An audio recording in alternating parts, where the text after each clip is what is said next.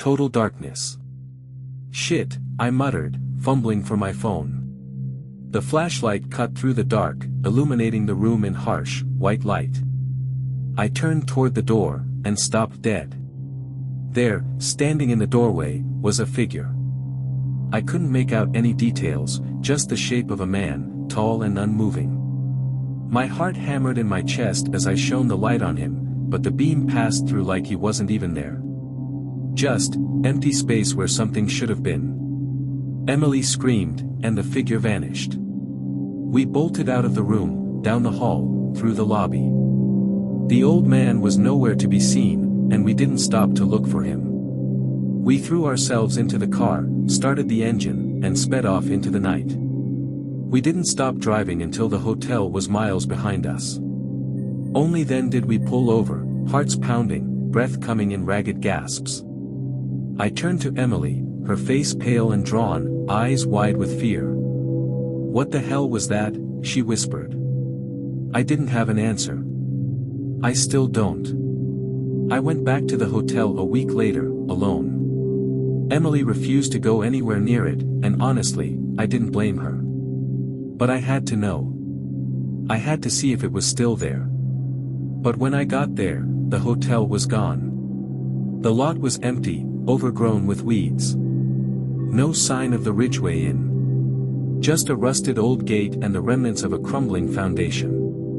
Like it had never been there at all. I asked around, talked to locals, but no one knew what I was talking about. No one remembered the hotel.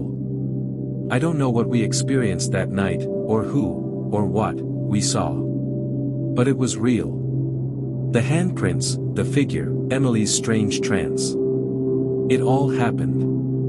Believe me or don't, I don't care. But if you ever find yourself on a stormy night, looking for shelter in a place that feels wrong, turn around. Don't stop. Just keep driving. Some things aren't meant to be found.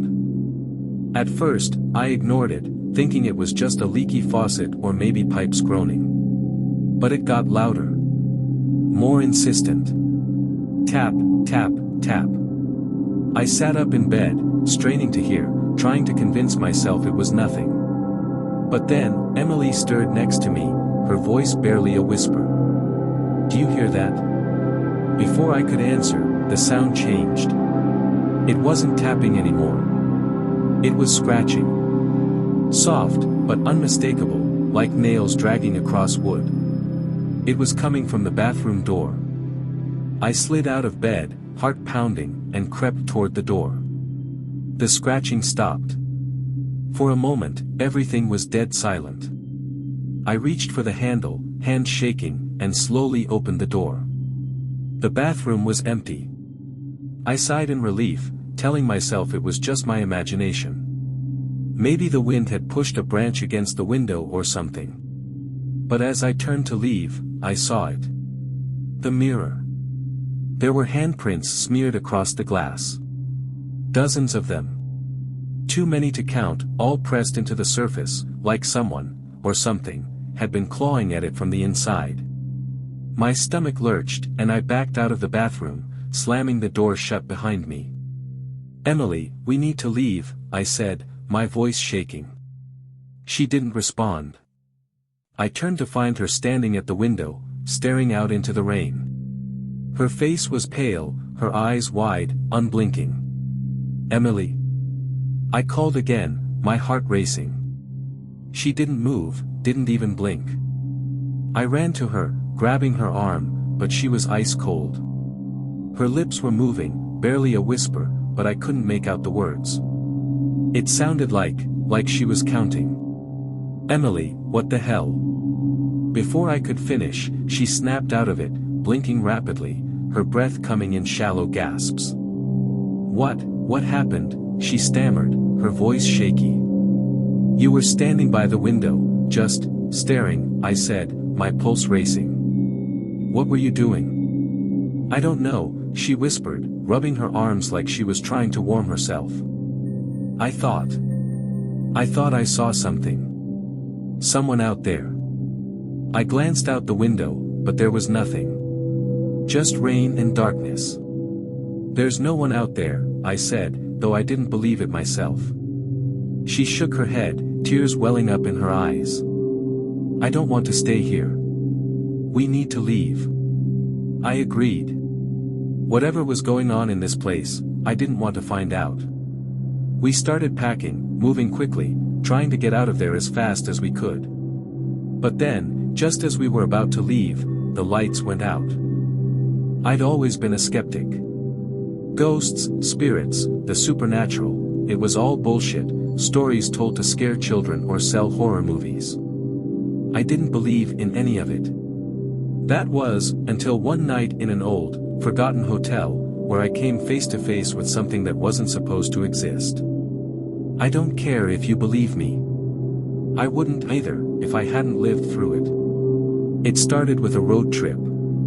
My girlfriend, Emily, and I were driving through the countryside, hitting up small towns, staying at cheap motels, and just enjoying the escape from city life. We'd planned to camp that night, but a freak storm hit, and we found ourselves searching for shelter.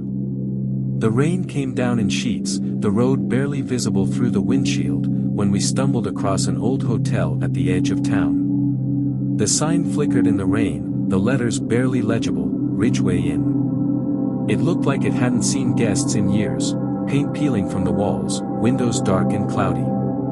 But we were desperate, and the idea of spending the night in the car wasn't appealing, so we pulled into the lot. The lobby was just as run down as the outside. Dust-covered furniture, a cracked chandelier hanging from the ceiling, and a musty smell that clung to everything.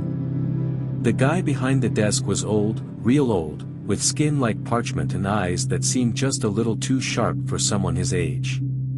He didn't say much, just handed us a key and pointed us down the hall.